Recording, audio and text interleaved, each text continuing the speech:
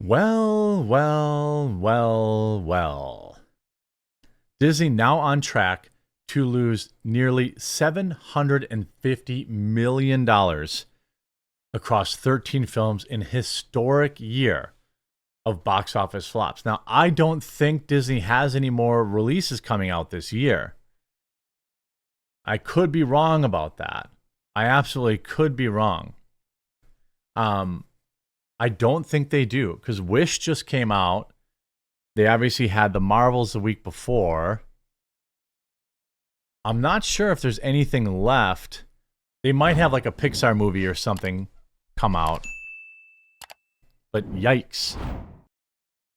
The Disney Grooming Institute had the worst box office year imaginable in 2023. Couldn't happen to a nicer den of thieves of children's innocence. This is via John Nolte over on Breitbart.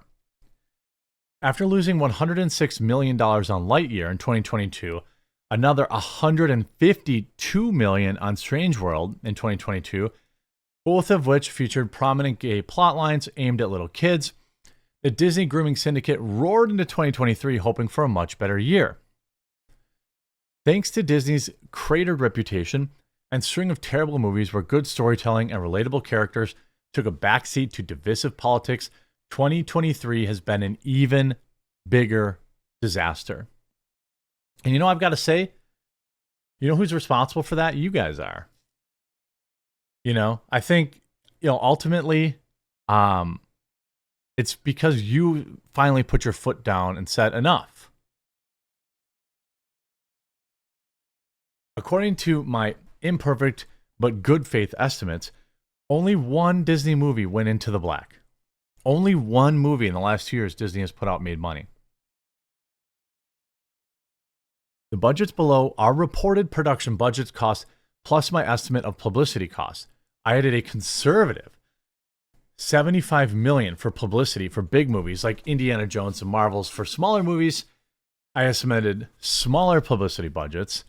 These estimates are in good faith. Break even is widely considered to be double the production and publicity budget because theaters take an average of half of the global gross.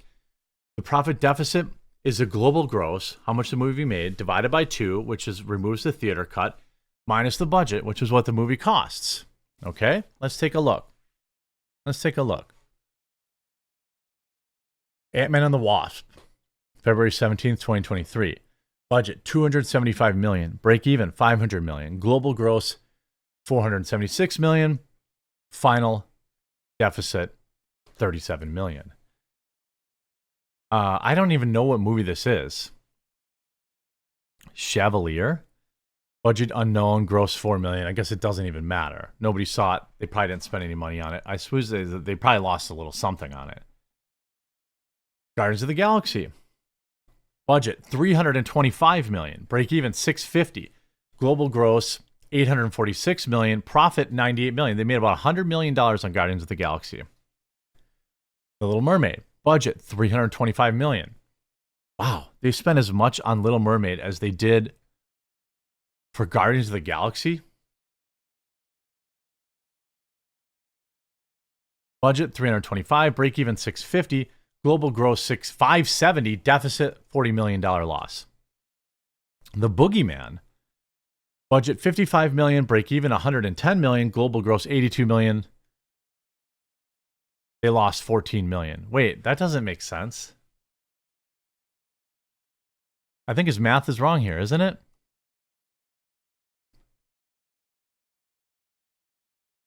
Oh no, he's dividing it. Okay, I get it. Half of that. Okay. 14 makes 28. Okay, got it. Elemental. Budget $250, break even $500, global gross $497 minus $1.5 million. Now, Elemental was a massive loser. I think it was like $150 million in the red, and it just made this like wild comeback. So, it is what it is. Indiana Jones and the Dial of Destiny. Budget $350, break even $700 million, global gross just $384 million. Losing $158 million. Haunted Mansion, budget $200 million. deficit, loss 141 million. They lost 300 million between Indiana Jones and Haunted Mansion. A Haunting in Venice lost 40 million. That movie sucked, by the way. I had high hopes for it. I forget who the author. It's like it's supposed to be like the style of movie. I can't remember.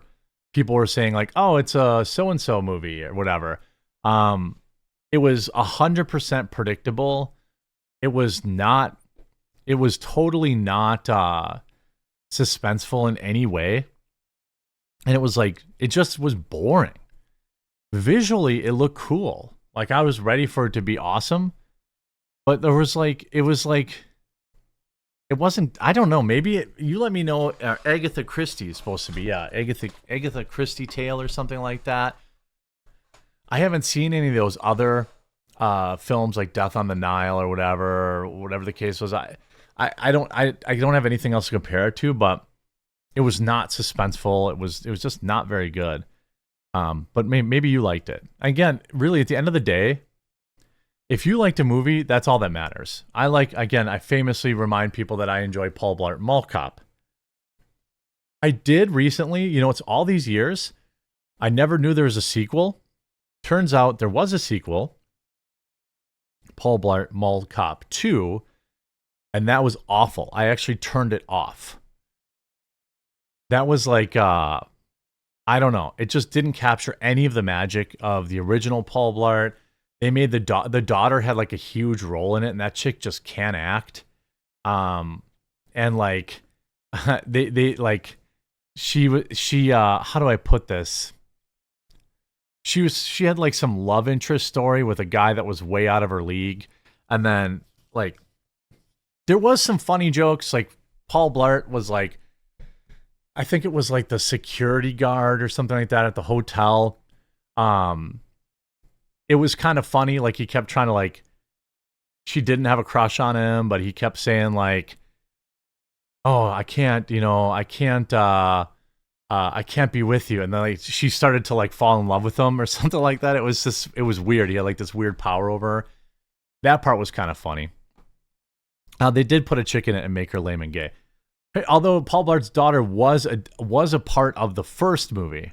But anyway, the creator lost $70 million. The Marvels lost $150 million. I know I'm reading each individual one of these because I just know it feels like a shot of hopium in the arm. Next Goal Wins. Yet another, this was the Taika Waititi film. Lost $20 million.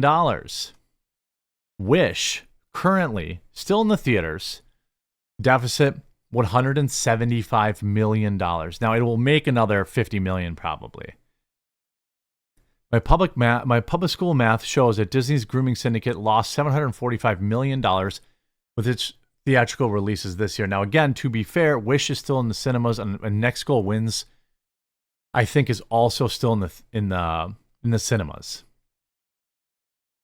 My estimate is far from perfect, but it's reasonable.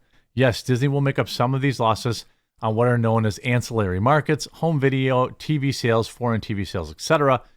But let's be real here. When you release 3 Marvel movies, an Indiana Jones movie, and a Pixar movie, and a 100th anniversary animated movie, you're not supposed to lose $750 million. You're supposed to net that much. You only lose $750 million when you've lost the goodwill of your core audience, decent parents, and your movies stink because you put identity over storytelling and token characters over relatable ones.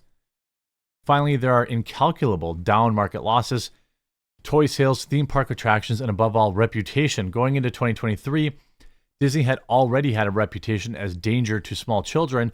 After this disastrous year, Disney has a reputation for being a danger to kids and making lousy movies. Yeah, I'd say that that's probably true. I'd say that that's probably true. I mean, look at this. Disney CEO Robert Iger announced production of a Reimagine Song of the South starring Oprah Winfrey at Employee Town Hall. Film will highlight the origin of Tiana Bayou's adventure and coincide with the opening of a new ride. I mean, I don't know if this is true or not. It's just a random post on the internet, and now they've deleted it, so that's probably not true. You know, I think that a lot of people will point at these losses and say that the investors, like BlackRock and others, they win anyway.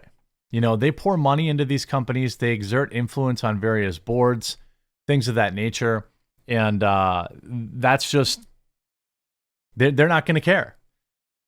They're happy to see them lose this money because it's still spreading the message. We'll have to see. $750 million in losses is probably going to wake up some investors, though. We already know that what that Nelson Peltzer, whatever his name is, he's trying to get a seat on the board. Other people are trying to get seats on the board because they're tired of losing money. So it's going to be pretty interesting to see what investors feel like after a year of losing nearly $1 billion on their movies. It's going to be funny. And it couldn't have happened to a better company, I think. I hope you enjoyed this news as much as I did. If you did, make sure you leave a like on the video. We'll talk to you again real soon.